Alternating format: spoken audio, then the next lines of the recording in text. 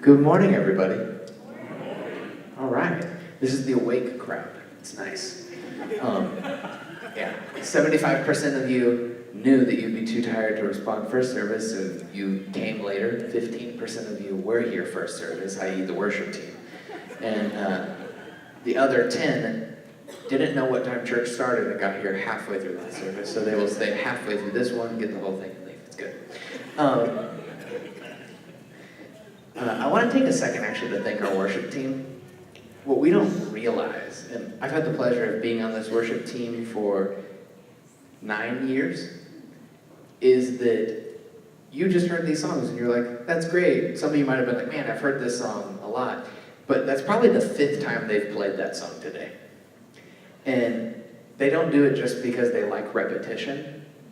They do it because they love opportunities to serve. So I just want to thank them for everything they do with bringing us into the presence of God and getting to experience that and getting our hearts in tune to hear from the Lord. I do want to let you know that last time I spoke, I was told that I was a little too funny, had too many jokes, so I'm trying to tone that down today and stay serious with you. Sometimes we have to do what we have to do. Yeah, so today we actually changed the message just a little bit ago in order to take care of that. So we're going to be talking about 3 reasons why you don't want to go to hell. 1 was not enough. No, we're talking about brunch. Like, come on, get on my level. Who in here has not had brunch? Raise your hand. Okay, so here's what brunch is. It is the combination of breakfast and lunch. Except here's the glorious part, is that since it's later in the day, you get to eat breakfast. It's a little bit fancier. You still get to be casual, but you're guaranteed to be awake. And being awake is the golden part. Because if you're like me, breakfast is eaten with like one eye closed and then one eye open to avoid the harsh light because I'm not awake yet. So brunch is a glorious thing, and we're going to take apart John chapter 21, which is where Jesus cooks brunch for his disciples. That's what it is. And in a 100% serious note, I'm so excited to share this message with you. Over the last month, as I have personally studied the Bible and listened to some of my favorite preachers, it's like different things from John chapter 21 just kept coming, and I'm at this place now where it's impacted me so much, and I'm so excited about it that I just want to share it with somebody else so they can experience the goodness from this, of who God is. So we're going to take that apart and talk about 4 things that are essential to the characteristics of how God treats you. So if you're new to church, this is like an inside look at how God actually acts towards you. Not just random opinions, but it's just the truth of how God treats you. And then if you are used to church, I hope this enlightens you and shows you a new way to understand the character of who God is. So I'm just going to run through this chapter with you because I'm not a ruthless person who's going to read 35-ish verses to you and make you sit here and pretend like it's interesting. We all know that the half of us will stop reading at like verse 3. I value honest Christianity, I just do. So, here's what's up. Jesus has died and risen from the dead, and he's appeared to the disciples twice, but a handful of them haven't fully bought on to this going back out into the world and doing ministry thing. And they used to be fishermen, so they go, hey, let's see if we can still do this fishing thing as a profession. So they jump out on a boat, they fish all night, they catch nothing. Jesus shows up, but they don't know it's Jesus. I like to imagine it like Ben Kenobi from Star Wars A New Hope when he shows up and he's got the hood on. Like that's how I picture Jesus. They don't know who it is. And then Jesus is like, of course I know him. He's me. Appealing to 5% of the audience. All right. But Jesus shows up and he's like, hey, throw your net on the right side of the boat. So they do. They catch about 130 fish. Peter realizes it's Jesus, and then Peter is there fishing naked. And so it's like Peter threw on clothes and then jumped in the water. And the rest of the disciples knew that the shore was like a few feet away, so they just rowed the boat there. If you haven't done a study into the life of Peter, please do. You'll be like, oh wow, that guy was dumb. And then you'll do the study again and be like, wow, there's a lot of semblances between me and him. Or maybe you'll just be like, wow, there's a lot of semblances between Ryan and him. But it's an awesome time. And then Jesus makes them some food, and Jesus reminds Peter of his calling and tells Peter who he is and that he's loved. And that's how the chapter concludes, with Jesus telling Peter to follow him. And it's a glorious chapter, and there's just so many great things that we're going to pull out of it. So yeah, personally, I've never really been into fishing or hunting. And the reason behind that is because it's fishing and hunting. It's not called catching and shooting. There's a difference here. The difference is I'm not patient. But recently I went fishing for the first time, and it was my first time to actually go fishing, not with like a weird bamboo pole at a kids camp where you don't catch any fish, but like with radars and like intense things. And it turns out you can basically just track fish down. It's awesome. But I never thought fishing would like make me question my masculinity, but it does. Because you're out on a boat with like a few dudes, and you drive out there, and then you watch the sunrise together. And you're like, oh, it's so nice out here. And like I was out there, and all of a sudden I was like, it's so beautiful. And I was like, what did I just say, Ryan? Ryan, what did you just say? And I have to like pull it back. I'm like, it's so beautiful to gut fish. I'm tough. But it was awesome. And one of the things that I think about like fishermen is they're always known to exaggerate the stories of what they caught. And I feel like that's kind of like what was going on with the disciples here. They were like, oh man, we were the best at fishing. You remember how good we were? Let's go do it again. And they go out there and they spend all night trying to fish, and they catch not one thing. Like, these are pros. And then Jesus shows up and he goes, throw that net on the right side of the boat, and they catch a ton of fish. So the question is this the section of the Bible where Jesus shows us the best way to fish is from the right side of the boat? Like, was that something that had never been done before? Of course not. You see, the first thing we're going to talk about today is it's not about the right side of the boat. What I mean by that is, a lot of times as Christians, we wait, expecting God to tell us to do something extremely holy.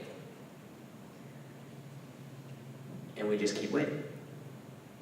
Because I find that God is less likely to ask you to do something extreme and holy, and he's much more likely to ask you to do something normal but with an eternal perspective. You see, it changes the way we approach things, because I've spent most of my life in church, and most of that life has involved people going, I just want to see more miracles. I can't wait to see something extreme. And there's nothing wrong with that. I'm not the person who's about to put God in a box and say what he will or won't do. I think that's foolish. But I am the person who's going to say that I think throughout the Old Testament, God kept doing miraculous things to say, I'm here. But in the New Testament, God died for you to live inside of you, to send you so you could go out and say, God's here. And it changes our whole perspective, because then we can stop waiting on God to show up and realize that God's trying to send us to be his representative in that situation. You see, it's not about the right side of the boat. It's not about what you do. It's about who told you to do it and who's with you. You see, because I imagine they had fished from the right side of the boat at some point during a whole night of fishing. But when Jesus told them to do it, they didn't go, I know you're God and all, but we've done that. It didn't work. And a lot of times God will tell you to do something, and you go, God, I've done that before. And he's going to go, but have you done it with me? Yeah. Because that's where the difference is. It's not about what you do. It's about who does it with you. And when we get that, when we understand that, it means that normal everyday situations can become supernatural things when it's directed by God. The second thing I want to talk about today is how God responds to our failures. And before Jesus talked with Peter, Peter had denied Jesus pretty significantly. And to really understand this chapter, we have to understand how serious it was for Peter to deny Jesus. You see, Peter had spent the last 3 years with Jesus, become his best friend. He had promised he would never leave Jesus. He had promised he would die for Jesus. He would do anything. And then Jesus is arrested, and Peter stands by a fire outside of the temple where Jesus is, and a small little girl walks up and is like, "Do you know that man?" And Peter loses his mind and starts like cussing and yelling, and it's like, "I've never known that man, never even met him." And then his best friend is put to death. So there's some pretty serious shame there of saying, I rejected someone, and then they died, and I'll never get to make it up to them. And then Jesus rose from the dead, which means everything was true, and Jesus was God, which means since he was God, he knew exactly what Peter did. He knew. Not only did he know, Peter couldn't make a lie, like, yeah, it was this really strong man, and he was going to beat me up if I said I knew you. It was a 5-year-old girl, and I am a grown man who is scared. And so there was some pretty intense shame going on there, and like I said earlier, this isn't the first time Jesus has shown up. It's the third. But Jesus hasn't stopped Peter and talked to him yet. Have you ever been in a situation where you said something you shouldn't have said, and then you felt the need to avoid somebody? I don't know why you're all looking at me like you haven't. It's the holidays. Each one of you said something at Christmas. All of you. This Christmas, we were opening presents, and my mother gave my girlfriend a picture of me and my girlfriend. And Rain opens this picture, and it's a great picture of us. And I look at this picture and intelligently say, "Why are your eyes so black in that picture?" Which is a great thing to say, am I right? Before the words had escaped my mouth, I was like, where can I hide? How long should I hide for? When will this blow over?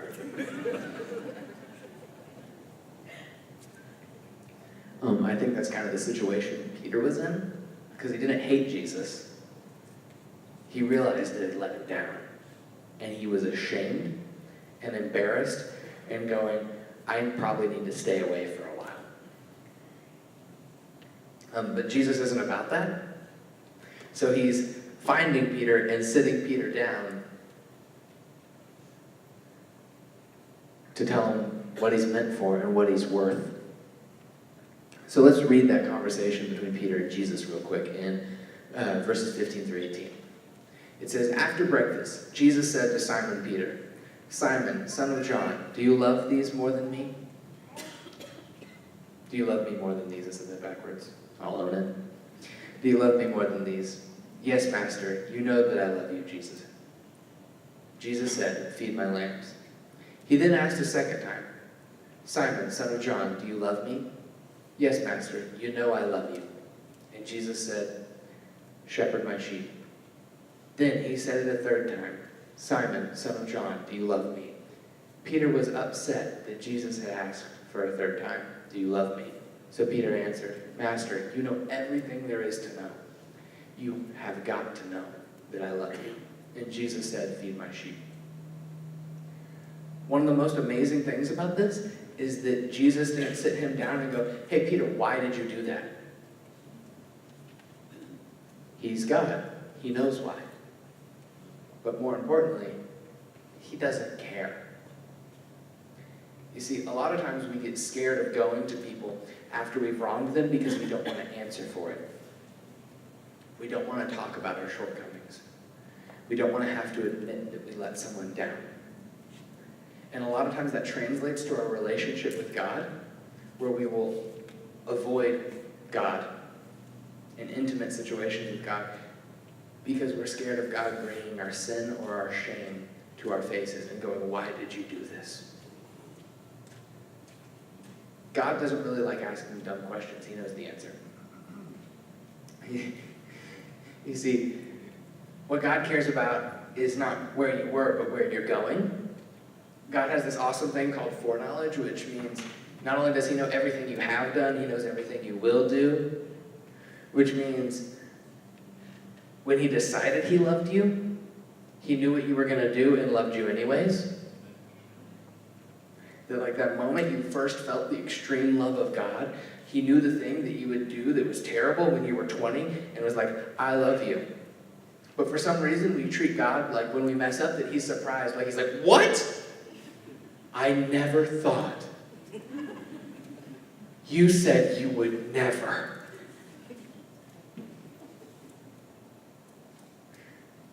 God's like, you think I didn't know this was coming? I'm God.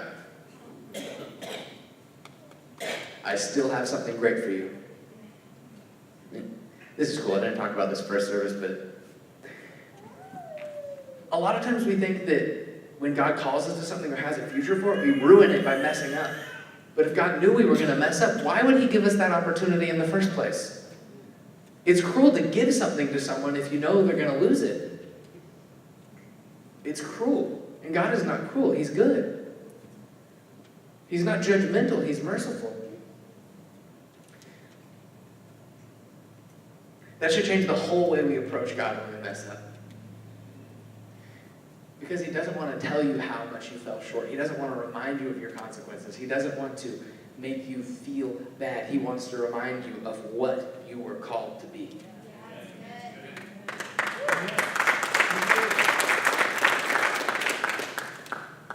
I want to talk for a second about triggers. In psychology, a trigger is a stimulus such as a visual, a smell, or a sound that reminds you of a traumatic experience. And it's proven that visual triggers are more effective than a sound or a smell. This is why you can be looking through a photo album or scrolling through photos on your phone and find an old photo around something that happened, and you can feel sad for the rest of the night because it triggered all of the emotions that you had in that moment, and now you have them again. You with me? Everyone been there? You're having a great day, and then you see something that makes you upset, and like your whole day's gone. What I'm about to say is not like concrete theological evidence that they teach at every seminary. It's just something I truly believe about the character of God, that he cares about the details of you. Not just the big picture, because that would make him distant, but I believe he's personal and cares about the details of your life and who you are. When Peter denied Jesus, he was in front of a fire. That's where he was. He was standing in front of a fire. But when Jesus reminds him of who he is, Jesus puts him back in front of the fire. In verse 9 it says that when the disciples got out on land, they saw a charcoal fire. And here's why. Put him in the same place. Because I think the true nature of how God responds to your failure, God responds to your failure by wanting to take the symbol of your failure and turn it into a symbol of his victory. Like just think about this for a second, because this is the whole nature of who God is. The cross was supposed to be the symbol of ultimate death and became our symbol of life. Surrender is supposed to be a symbol of loss. But surrendering to Jesus has become the thing that gives us a victory. You understand what this means? I'm going to get excited. I told you I'm teaching this because it affected me. That means that it changes the whole way we treat our shame, because all of your shame is actually God's glory. And it means that everything that makes you think you are less worthy proves that he is worthy to be your Savior. And it means every single thing that holds you back and you believe keeps you from being who you were meant to be allows him to be who he says he is. Yeah, that's good. It changes the whole way we treat our failures.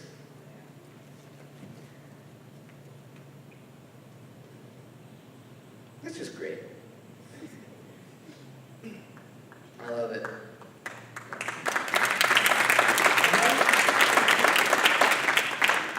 Jesus didn't ask Peter why. He knew why.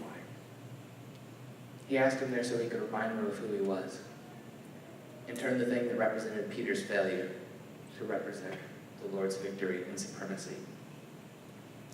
So we've talked about how it's not about what you do, it's about who sends you and who goes with you. And I hope you've learned something about how God responds to your failure by turning it into his glory and by loving you through it. The third thing I want to talk about today is that love without works is dead. We've heard that faith without works is dead, but I also believe that the same is true for love, because the Bible says, "For God so loved the world that he gave." Right? It's not the thought that counts. If the thought that was what counted, we wouldn't have salvation. It doesn't say, "For God so loved the world that he thought fondly of them and let them suffer." He intervened. And if we're honest, we all want a way more narcissistic conversation than the one that Peter had with Jesus. Because we read the conversation, but here's a lot of times what we actually want. We want it to go like this. "Peter, do you love me?" "Yes, Lord, I love you." "I love you too, Peter." "Peter, do you really love me?" "Yes, Lord, I really love you." "Peter, I really love you." In this kind of repetitive, sickening, losing my appetite type of way. Because it's very common that I hear people say, like, "It's just me and God. God came for me, and now it's just me and the Lord. And we spend all our time together, me and God." You see, the Bible says, "How can two walk together unless they agree?" How do you plan to walk with Jesus if you can't love the people he gave his life for? Because it's definitely about you, but it's not just about you.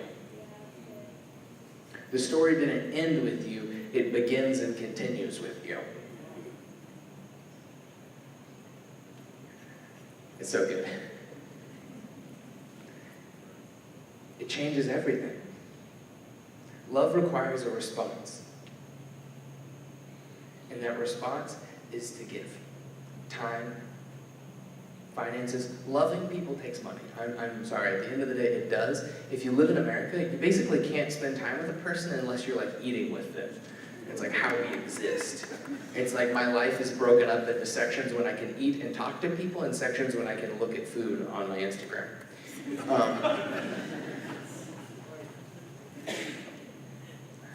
The great thing about a message with brunch in the title is I can talk about food and nobody thinks I'm fat. It's just part of the message. He doesn't actually think about food that much, I do. It's a problem.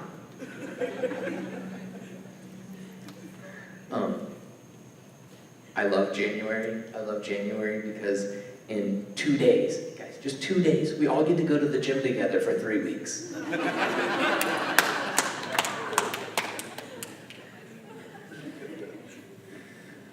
We're so passionate in January and apathetic by February.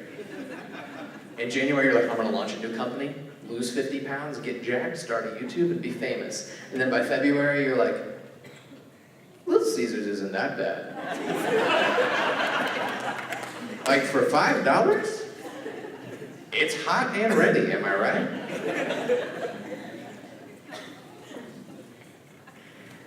I love when people get on crazy diets or new weird diets. Like, some of them work and are exceptional.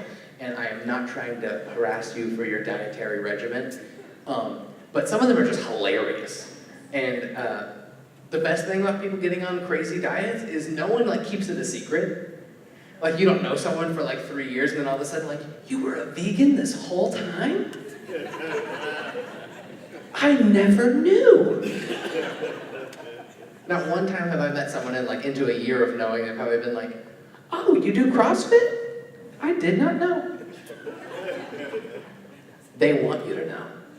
I have a friend, she's a vegan and she also works at a steakhouse, and I've always been curious at how that works. Like, "How would you like your steak cooked?" "Oh, like medium rare."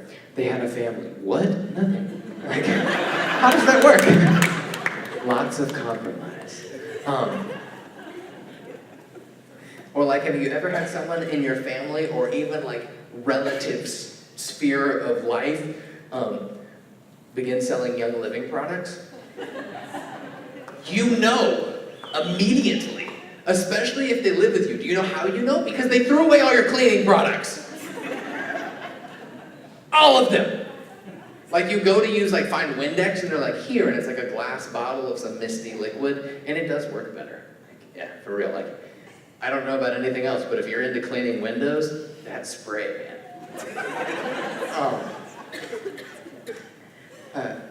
You know, it's not a secret.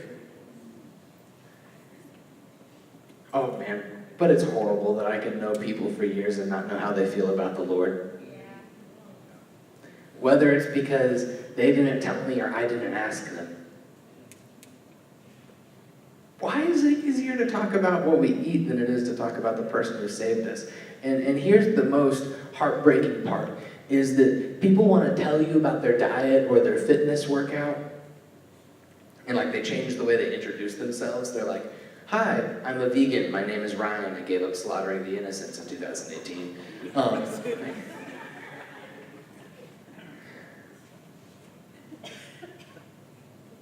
Because they want to tell you that because they know how it's impacted them positively, and they want you to be impacted positively. But if we've been impacted by the Lord positively, why can't we share that? Why aren't we so excited to share that? Because I have been impacted by the Lord. And this is not just like a message where I'm yelling at you guys. I feel the same. I realize how often I can know people for a while before mentioning what I believe or asking what they believe. And if I truly love the people that God gave his life for, I would be way more passionate about that. I would be way more passionate about how that affects people and about the goodness they can experience through the Lord. I believe it's impossible to fully love God without loving people. Because if you just love God because of the way he treats you, then you really just love yourself.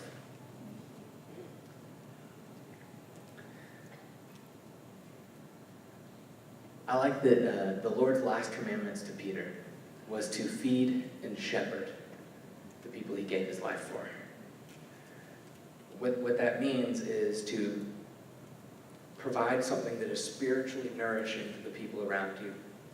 And a shepherd's main concern was to protect the flock, but to make sure it was in a field where it could eat and survive. And to truly love the people around them, we should always try to make sure they're in environments where they can be spiritually fed and grow. Whether that environment is literally just community with good people. There's more to life than just ourselves. So we've talked about it's not what you do, it's who does it with you. Who sent you.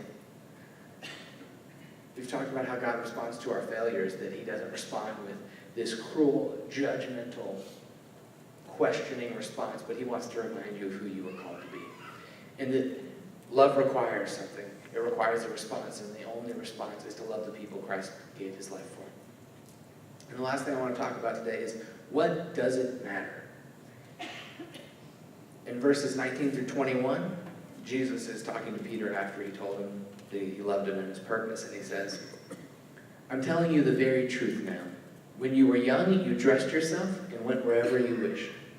But when you get old, you have to stretch out your hands while someone else dresses you and takes you where you do not want to go. He said this at a hint to what kind of death by which Peter would glorify God. And then Jesus commanded, follow me.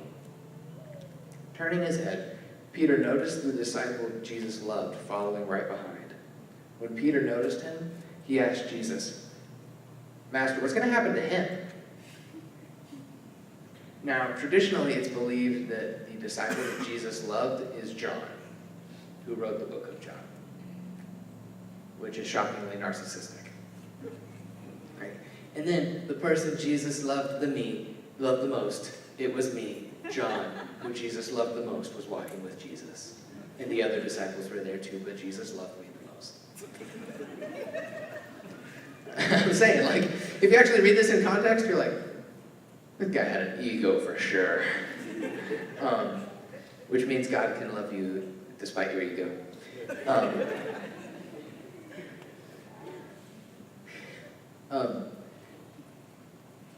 But here's the funny thing, is I love the intensity of Jesus, because Jesus is like, catch those fish, and they're like, cool, and then Jesus is like, here's breakfast, I love you, you still matter no matter what you did, you're gonna die a terrible death. Let's go for a walk. Like, you notice there's no like soft small talk in there? Or it's not that Jesus like, you matter so much, Peter, you matter, even though you're gonna die, but don't worry about that, you matter. It's just like, you gonna die. Bad. Let go. I love the intensity of Jesus. It's great reading the Bible for what it actually says, realizing it was an event and not just a weird script, changes everything. But, so Peter's told this is going to happen, and his immediate response is, yes, Lord, whatever you say, I know that your plan is best. His immediate response is, well, what about him? You going to die too, Jesus? You going to kill him? Apparently you love him the most, that's what his book says.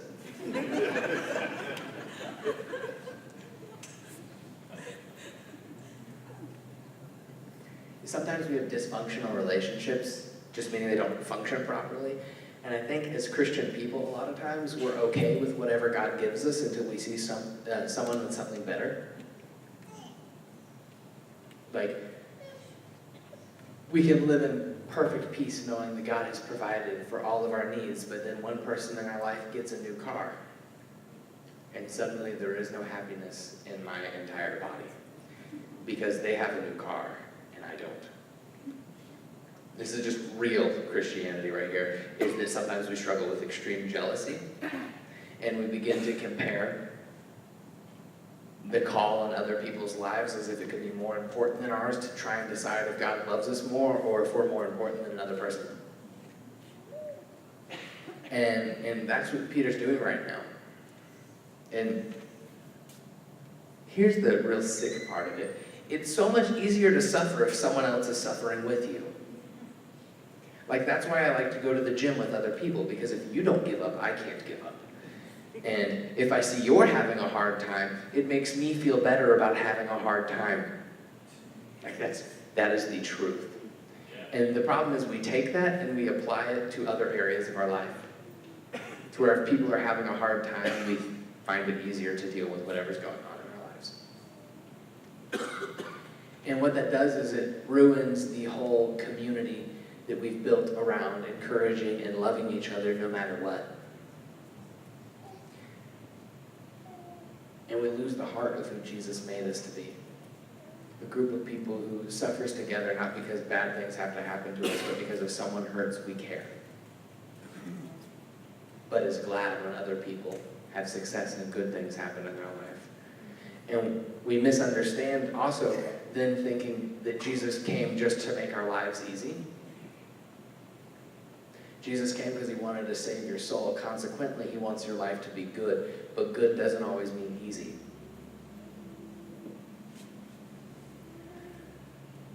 So here's Jesus' response to Peter. In verse 22, Jesus said, if I want him to live until I come again, what's that to you? Follow me. Jesus says, what does it matter? Trust me, trust my plan, trust that what I have for you is perfect for you, because I know you and I made you, and I know this is perfect for you. And we have to stop comparing, and we have to find ourselves as God's people in a place where we go, no matter what I'm given right now, God, I know you're taking me to a perfect place for me. I know that what you have for me is perfect.